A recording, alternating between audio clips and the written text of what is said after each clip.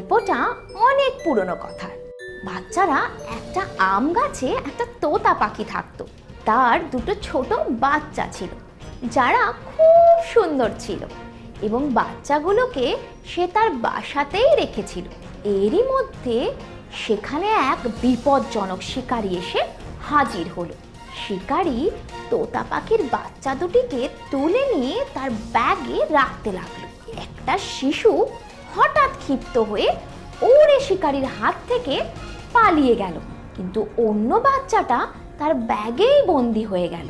তোতা পাখির বাচ্চাগুলো খুবই ছোট ছিল, তারা ঠিকমতো উড়তেও জানতো না, যার কারণে শিকারীর হাত থেকে পালিয়ে আসা শিশুটি কিছু দূর যাওয়ার পর আবার মাটিতে পড়ে গেল।